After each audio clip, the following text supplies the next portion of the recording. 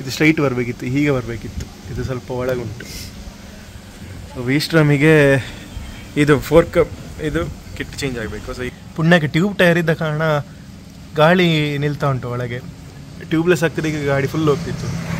So ಅದೊಂದು ಹೋಗಿದೆ. Plus but ಈ ಪ್ರೊಸೆಸ್ಸಿಗೆ 2 ತಿಂಗಳು ಯಾಕೆ ಹಿಡ್ತದಪ್ಪ ಅಂತ ಕೇಳಿದರೆ, because of hero the parts availability bill ಆದದ್ದು 4680 ರೂಪಾಯಿನೋ total ಆದ್ದು.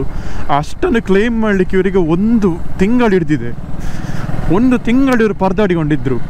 So this is purely because of lack of coordination. ಯಾವಾಗ ಡಿಸೆಂಬರ್ 6-7 ಸ್ಟಾರ್ಟ್ ಮಾಡಿದ್ದು ವ್ಲಾಗ್, ಇವತ್ತಿಗೆ ಎಂಡ್ ಮಾಡೋದು. ಇವತ್ತೆಷ್ಟು ಫೆಬ್ರವರಿ 9 ಡೇಟ್. 2 ತಿಂಗಳು ನಮ್ಮ IBW ರೈಡ್.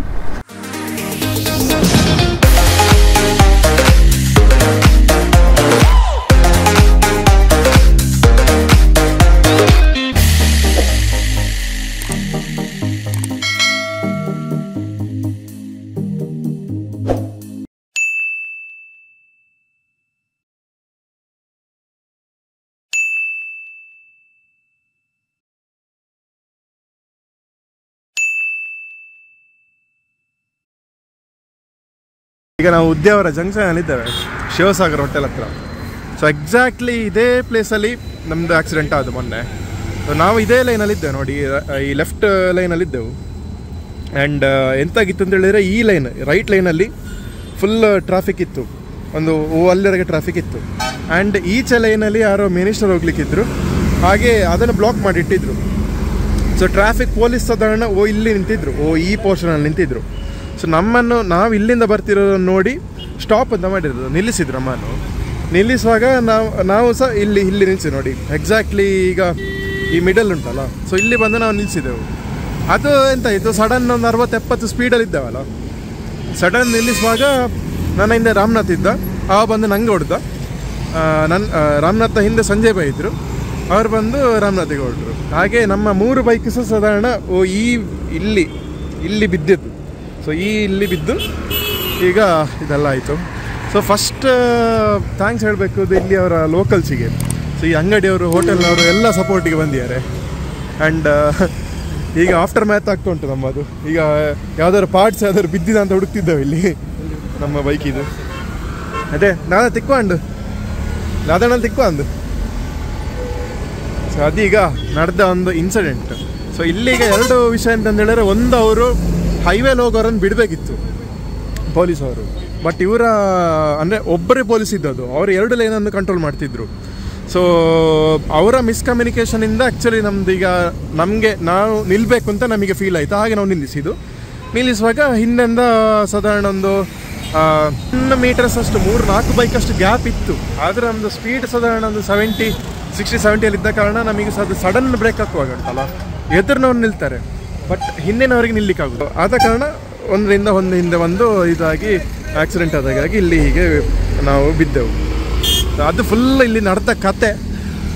ಈಗ ಆಫ್ಟರ್ ಮ್ಯಾಥ್ ನೋಡಿದ್ರಲ್ಲ, ಬೈಕಿಗೆ ಅಂತ ಇದೆ ಅಂತ ಆಲ್ರೆಡಿ ಆಗ ತೋರಿಸಿದೆ ವಿಡಿಯೋ. ಈಗ ನಮ್ಮದು ಇನ್ಶೂರೆನ್ಸ್ ಕ್ಲೈಮಿಗೆ ಈಗ ಮಾಡ್ತಿದ್ದೆ. ಈಗ ರಾಮನಾಥಿನ ಬೈಕಿನ ಇಲ್ಲೇ ಉಡುಪಿಯಲ್ಲಿ ಇನ್ಶೂರೆನ್ಸ್ ಸಿಗಿತ್ತು.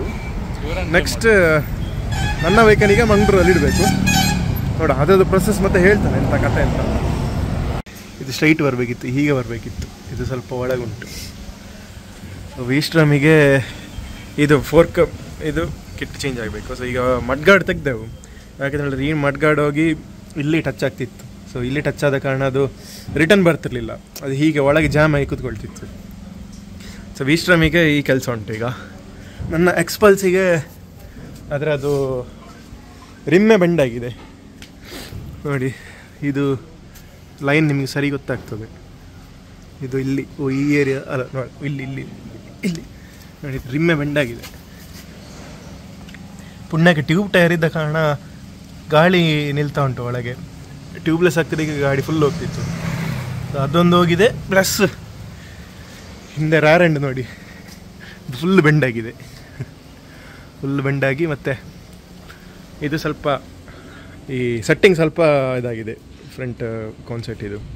ಸೊ ಇದು ಅಡ್ಜಸ್ಟ್ ಮಾಡಿದರೆ ಸರಿ ಆಗ್ಬೋದೇನೋ, ಬೆಂಡ್ ಅಂತ ಕಾಣ್ತಾ ಇಲ್ಲ ಈಗ. ಸೊ ದಟ್ ಈಸ್ ದ ಅಂತ ಹೇಳಿದೆ ಎಫೆಕ್ಟ್ ಆಫ್ IBW ರೈಡ್ ಅದೇ. ಹಾಂ, ಕೈ ತೋರ್ಸಲ್ಲೇ ಬನ್ಸು ಕ್ರೀಮ್ ಬನ್ ಫುಲ್ ಆ್ಯಂಡ್ ಫೈನಲ್ ಎಫೆಕ್ಟ್ ಅಲ್ಲಿ ಉಂಟು. ಹಾಂ, ಅದರ ಫೋರ್ಕ್ನಲ್ಲಿ ಕಾಣಲಿದೆ. ಹೌದು, ಫುಲ್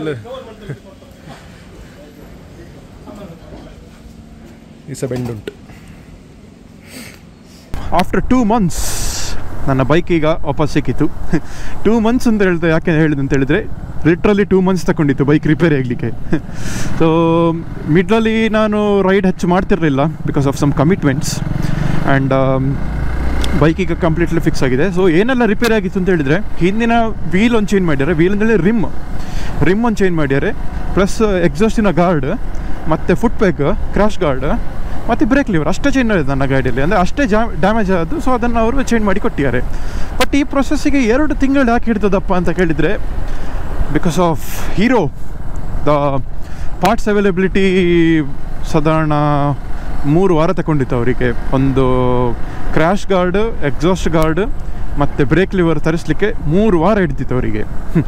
ಏನು ಹೇಳಿ, ಇಷ್ಟು ಗಾಡಿ ಎಕ್ಸ್ಪಲ್ಸ್ ನಾಯ್ಸ್ ಅಂತಾಗೆ ಸೇಲ್ ಆಗ್ತದೆ, ಅವ್ರ ಹತ್ರ ಪಾರ್ಟ್ಸ್ ರೆಡಿಲಿ ಅವೈಲೇಬಲ್ ಇರಲಿಲ್ಲ. ಆ್ಯಂಡ್ ಆಲ್ಸೋ ಇನ್ಶೂರೆನ್ಸ್ ಕ್ಲೈಮ್ ಮಾಡಿದ್ದಲ್ಲ, ಆ್ಯಂಡ್ ನಿಮಗೆ ಟ್ಯೂಬ್ ಸ್ಪೋಕ್ ವೀಲ್ಸ್ ಇದ್ದರೆ ಗೊತ್ತಿರ್ಬೋದು, ಅದರ ರಿಮ್ ಮತ್ತು ಸ್ಪೋಕ್ ಸಪ್ರೇಟ್ ಬರೋದು. ಇವರು ಎಷ್ಟು ಕಂಜೂಸ್ ಅಂತ ಹೇಳಿದರೆ, ಆ ರಿಮ್ ಮಾತ್ರ ಚೇಂಜ್ ಮಾಡ್ಯಾರೆ, ಸ್ಪೋಕ್ ಹಾಗೆ ಉಂಟು. ಕೇಳಿದರೆ ಸ್ಪೋಕು ಸರಿ ಉಂಟು ಸರ್, ಎಂತ ಆಗಲಿಲ್ಲ ಅಂತ ಹೇಳ್ತಾರೆ. ಸೊ ಈ ಥರ ಸರ್ವಿಸ್ ಇರೋದು. And also insurance claim took more than a month. Can you believe it? Bill ಆದದ್ದು 4,680 ರೂಪಾಯಿನೋ ಟೋಟಲ್ ಆದದು. ಅಷ್ಟನ್ನು ಕ್ಲೇಮ್ ಮಾಡಲಿಕ್ಕೆ ಇವರಿಗೆ 1 ತಿಂಗಳು ಹಿಡ್ದಿದೆ. 1 ತಿಂಗಳು ಇವರು ಪರದಾಡಿಕೊಂಡಿದ್ದರು. So this is purely because of lack of coordination between. ಅಂದರೆ ನಾನು ಕ್ಯಾಶ್ಲೆಸ್ ಇದು ಮಾಡಿದ್ದು ಇನ್ಶೂರೆನ್ಸು, ಯುನೈಟೆಡ್ ಇತ್ತು, ಯುನೈಟೆಡ್ ಇನ್ಶೂರೆನ್ಸು. ಸೊ ಮಂಗಳೂರಲ್ಲಿ ನಾನು ಇದನ್ನು ಗಾಡಿ ಸರ್ವಿಸಿಗೆ ಇಟ್ಟದ್ದು. I don't want to name the service centre, but you know it. ಹಾಗೆ ಶೋರೂಮ್ನವರ ಲ್ಯಾಕ್ ಆಫ್ ಕೋಆರ್ಡಿನೇಷನಿಂದ ಈ ಒಂದು ಸಿಚುವೇಶನ್ ಅದನ್ನು ನೆನೆಸ್ಕೊಂಡು. ಸೊ ಎಂತ ಆಯ್ತು ಅಂತ ಹೇಳಿದರೆ, ಬೈಕ್ ಇದು ಎಲ್ಲ ಕೆಲಸ ಆದ ನಂತರ ನಾನೊಮ್ಮೆ ಹೋಗಿ ಟೆಸ್ಟ್ ಡ್ರೈವ್ ಬಿಟ್ಟೆ. ಸೊ ನನಗೆಲ್ಲ ಓಕೆ ಅಂತ ಕಾಣಿಸಿತು. ನಾನು ಅವರಿಗೆ ಇದು ಇನ್ಶೂರೆನ್ಸ್ ಪ್ರೊಸೀಡ್ ಮಾಡಲಿಕ್ಕೆ ಹೇಳಿದೆ. ಸೊ ಅವ್ರು ಏನು ಹೇಳಿದ್ದು ಅಂತ ಹೇಳಿದರೆ, ಒಂದು 8 to 10 days ಬೇಕಾಗ್ಬೋದು ಕಂಪ್ಲೀಟ್ ಪ್ರೊಸೆಸ್ ಆಗಲಿಕ್ಕೆ ಅಂತ. ಸೊ 8 to 10 days ಆಲ್ರೆಡಿ ತುಂಬ late when compare to other private companies. ಇದು ಗೌರ್ಮೆಂಟ್ ಆದ ಕಾರಣ ಸರ್ 8 to 10 days ಆಗ್ತದೆ ಸರ್ ಹಾಗೆ ಹೇಳಿದರು. ಹಾಗೆ ಓಕೆ ಫೈನ್. 8 to 1 week ಆದ ನಂತರ ಕಾಲ್ ಮಾಡಿದೆ, ಎಂಥ ಅಪ್ಡೇಟ್ಸ್ ಇಲ್ಲ ಇವರದು. 1 week ಆದ ನಂತರ ಸರ್ ನನಗೆ ಎಂಥ ಅಪ್ಡೇಟ್ಸ್ ಬರಲಿಲ್ಲ. ಸೊ ಅವ್ರಿಗೆ ಕಾಲ್ ಮಾಡಿ ಕೇಳುವಾಗ, ಸರ್ ಅದು ನಮ್ಮ ಕಡೆಯಿಂದ ಕಂಪ್ಯೂಟ್ರ್ ಹಾಳಾಗಿದೆ, ನಮಗೆ ನಿಮ್ಮ ಇದನ್ನು ಪ್ರೊಸೆಸ್ ಮಾಡಲಿಕ್ಕೆ ಆಗ್ತಾಯಿಲ್ಲ, ಹಾಗೆ ಏನೋ ಬಿಟ್ಟರು. Okay fine. 2 ದಿವಸ ಬಿಟ್ಟು ಕಾಲ್ ಮಾಡುವಾಗ, ಸರ್ ಇದನ್ನು ಸಬ್ಮಿಟ್ ಮಾಡಿದ್ದಾವೆ, ಇನ್ನೊಂದು ಅದೇ ಒಂದು 7 to 8 days ಹಿಡ್ಕೊಳ್ತದೆ ಇನ್ನು ಅಂತ. Okay fine. ಮತ್ತೆ ಸ್ವಲ್ಪ ದಿವಸ ಬಿಟ್ಟು ಕಾಲ್ ಮಾಡುವಾಗ, ಯಾರೋ ಶೋರೂಮ್ ಇದು ಇನ್ಶೂರೆನ್ಸ್ನ ಯಾರೋ ಮಾಡೋರು ರಜೆ ಅಂತೆ, ಇನ್ನೊಂದು ಆಗ್ತದೆ ಸರ್, ಬೇಗ ಎಲ್ಲ ಆಗ್ತದೆ ಅಂತ ಹೇಳಿದರು. ಓಕೆ. ಮತ್ತು ಸ್ವಲ್ಪ ದಿವಸ ಬಿಟ್ಟು ಕಾಲ್ ಮಾಡುವಾಗ ಆ ದಿವಸ ಏನಾದರೂ ಗೌರ್ಮೆಂಟ್ ಹಾಲಿಡೇ. ಓಕೆ, ಹೋಯ್ತು ಆ ದಿವಸ. ಮತ್ತು ಅಂತೂ ಇಂತೂ ಹೀಗೆ ಆಗಿ ಒಂದು ನನಗೆ 3 ವಾರ ಆದ ನಂತರ ಸಹ ಹಂಗೆ ಅಪ್ಡೇಟೇ ಸಿಕ್ಕಲಿಲ್ಲ. ಕೇಳುವಾಗ ಇವತ್ತು ಆಗ್ತದೆ ಸರ್, ನಾಳೆ ಆಗ್ತದೆ. ಅದರ ಮಧ್ಯೆಯಲ್ಲಿ ಫೋನ್ ಮಾಡಿ ಕೇಳುವಾಗ, ಗಾಡಿ ನಂದು ಆದದ್ದು ಮಂಗಳೂರಲ್ಲಿ ರಿಪೇರಿ, ಇದು ಕ್ಲೈಮಿಗೆ ಬೆಂಗಳೂರಿಗೆ ಹೋಗಿದಂತೆ ಮಾರೆ. ಕೇಳಿದರೆ ಈ ಕ್ಯಾಶ್ಲೆಸ್ ಇದೆಲ್ಲ ಕ್ಲೈಮ್ ಆಗಿದ್ದು ಬೆಂಗಳೂರಲ್ಲಿ ಅಂತ. ಎಂಥ ಅವಸ್ಥೆ! ಒಂದು 4,500 ಬಿಲ್ಲಿನ ಇದು ಇನ್ಶೂರೆನ್ಸ್ ಬೆಂಗಳೂರಿಗೆ ಹೋಗಿದೆ. ಓಕೆ, ಬೆಂಗಳೂರಿಗೆ ಹೋದರೂ ಆಗ್ತದಾ ಬೇಗದಲ್ಲಿ? ಅದು ಇಲ್ಲ ಸರ್, ನಾಳೆ ನಾಳ್ದು ಹೀಗೆ ಅಂತೆಲ್ಲ ಹೇಳಿ ಮತ್ತೆ ನೋಡುವಾಗ ಎಂತ ಅಂತ ಹೇಳಿದರೆ, ಶೋರೂಮ್ನಿಂದ ಇವರು ಶೋರೂಮಿಗೆ ಆ್ಯಕ್ಚುಲಿ ಇನ್ಶೂರೆನ್ಸ್ನ ಲಯಬಿಲಿಟಿ ಲೆಟರ್ ಬರಬೇಕು. ಆ ಲಯಬಿಲಿಟಿ ಲೆಟರ್ ಬರಲಿಕ್ಕೆ ಇನ್ಶೂರೆನ್ಸ್ ಅವರು ಏನೋ ಒಂದು ಫರ್ದರ್ ಏನೋ ಒಂದು ಶೋರೂಮ್ನವರಲ್ಲಿ ಕೇಳಿದರು. ಅದನ್ನು ಶೋರೂಮ್ ಅವರು ಕೊಡಲಿಲ್ಲ. ಯಾಕೆ ಕೊಡಲಿಲ್ಲ ಅಂತ ಹೇಳಿದ್ರೆ, ಕಂಪ್ಯೂಟರ್ ಹಾಳಾಗಿದೆ ಅಂತ ಅವರದು. ಹಾಗೆ ಇಡೀ ಪ್ರೊಸೆಸ್ ಅವ್ರಿಗೆ ಗೊತ್ತೇ ಇಲ್ಲ, ವಿಷಯವೇ ಗೊತ್ತಿಲ್ಲ ಶೋರೂಮ್ನವರಿಗೆ. ಮತ್ತೆ ಅವರನ್ನು ಹಿಡಿದು ಕ್ವಶನ್ ಹಾಕಿ ಇದೆಲ್ಲ ಹಾಕುವಾಗ, ಹೌದು ಸರ್ ನಮ್ಮ ಕಡೆಯಿಂದ ಡಿಲೇ ಆಗಿದೆ, ಹಾಗೆ ಹೀಗೆ, ಸಾರಿ ಸರ್ ಅಂತ ಹೇಳ್ತಾರೆ. ಎಂತ ಹೇಳೋದು? ಅವರು ಬೈಲಿಕ್ಕೂ ಗೊತ್ತಿಲ್ಲ. ನನ್ನಿಂದ ಇನ್ಶೂರೆನ್ಸ್ ಅಲ್ಲಿ ಶೋರೂಮಲ್ಲಿ ಇರೋದು ನನ್ನ ಡಬಲ್ ಏಜ್. ಅವ್ರಿಗೆ ಹೇಗೆ ಅಂತ ಬೈಯೋದು? ನನ್ನ ತಂದೆ ಸಮಾನ. ಅವರಿಗೆ ಹೇಗೆ ಬೈಲಿಕ್ಕೆ ನನಗೆ ಒಳ್ಳೆಯದಾಗೋದಿಲ್ಲ. ಮತ್ತು ಎಂತ ಮಾಡೋದು? ಆಯಿತು, ಎಂತ ಮಾಡೋದು ಅಂತೇಳಿ, ಆಯಿತು ಸರ್ ಬೇಗ ಅಲ್ಲಿ ಮಾಡಿಕೊಡಿ ಅಂತ ಹೇಳಿದೆ. ಮತ್ತೊಂದು 2 ದಿವಸ ಬಿಟ್ಟು ಅವರದೇ ಕಾಲ್ ಬಂತು, ಸರ್ ಎಲ್ಲ ರೆಡಿಯಾಗಿದೆ ಒಂದು 4,600 ಚಿಲ್ಲರೆ ಆಗಿತ್ತು, ನನಗೊಂದು 600 ಚಿಲ್ಲರೆಯನ್ನು ಕೊಡಲಿಕ್ಕೆ ಬಂತು. ಸೊ 4,000 ಕ್ಲೇಮ್ ಆಯಿತು ಇನ್ಶೂರೆನ್ಸಿಂದ. So this entire process took 2 months, 2 ತಿಂಗಳು. ಹಬ್ಬ, ಈ ಅವಸ್ಥೆ ಕೇಳುವಾಗಲೇ ಬೆಚ್ಚಾಗ್ತದೆ ಮಾರೆ ಈ ಹೀರೋದವರದು. ಗಾಡಿ ಎಲ್ಲ ಒಳ್ಳೆ ಉಂಟು ಎಕ್ಸ್ಪಲ್ಸ್, but parts availability is a major issue. Parts ಆರು ಫೈನ್, ಒಂದು 2-3 ವೀಕ್ಸಲ್ಲಿ ಅವರು ತರಿಸಿ ಕೊಡ್ತಾರೆ ಹೇಗಾದರೂ ಆರ್ಡ್ರ್ ಮಾಡಿ.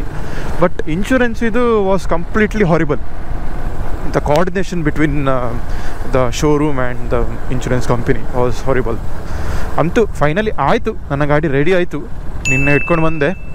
ಹಾಗೆ ಇವತ್ತೊಂದು ಆಲ್ರೆಡಿ ಒಂದು ಬ್ರೇಕ್ಫಾಸ್ಟ್ ರೈಡಲ್ಲಿದ್ದಾನೆ. ಬಟ್ ನಮ್ಮ IBW ರೈಡ್ ಮಾತ್ರ ಉಂಟಲ್ಲ, ಭಾರಿ ಒಂದು ಭಯಂಕರದಾಗಿದೆ. ಯಾವಾಗ ಡಿಸೆಂಬರ್ 6-7 ಸ್ಟಾರ್ಟ್ ಮಾಡಿದ್ದು ವ್ಲಾಗ್, ಇವತ್ತಿಗೆ ಎಂಡ್ ಮಾಡೋದು. ಇವತ್ತೆಷ್ಟು ಫೆಬ್ರವರಿ 9 ಡೇಟ್, 2 ತಿಂಗಳು ನಮ್ಮ IBW ರೈಡ್. ಅಂದರೆ ಡಿಸೆಂಬರ್ 6 ಮನೆ ಬಿಟ್ಟ ಎಕ್ಸ್ಪಲ್ಸ್, ಫೆಬ್ರವರಿ 8 ಮನೆಗೆ ಬಂದದ್ದು. 2 ತಿಂಗಳು ಮನೆಯಲ್ಲಿ ಬೈಕೇ ಇರಲಿಲ್ಲ ಹಾಗೆ. ಸೊ ನನಗೀಗ ವ್ಲಾಗೆಲ್ಲ ಮಧ್ಯದಲ್ಲಿ ಎಂತ ಮಾಡಲಿಲ್ಲ. ಹಾಗೆ ಈಗ ನನಗೀಗ ಮಾತಾಡೋ ಇದೆಲ್ಲ ಬಿಟ್ಟು ಹೋಗಿದೆ. ಈಗ ಇದು ಎಂತ ಹೇಳೋದು, ಆ ಫ್ಲೋ ಕಂಟಿನ್ಯೂಟಿ ಬರ್ತಾ ಇಲ್ಲ, ಎಂತೆಂತ ಮಾತಾಡಿ ಹೋಗ್ತದೆ, ಅಭ್ಯಾಸ ಬಿಟ್ಟಿದೆ. ಸೊ ಎಸ್, ಇನ್ನು ಸ್ವಲ್ಪ ಎಡಿಟಿಂಗ್ ಉಂಟು, ಕೆಲವು ವೀಡಿಯೋಸ್ ಎಲ್ಲ, ಅದನ್ನೆಲ್ಲ ಮಾಡಿ ಈ IBW ಸೀರೀಸ್ ಒಂದೊಂದೇ ಬಿಟ್ಕೊಂಡು ಹೋಗ್ತಾನೆ. I think by the time U C ಎಲ್ಲ ಇದು ಬಂದಿರ್ತದೆ ವೀಡಿಯೋಸು.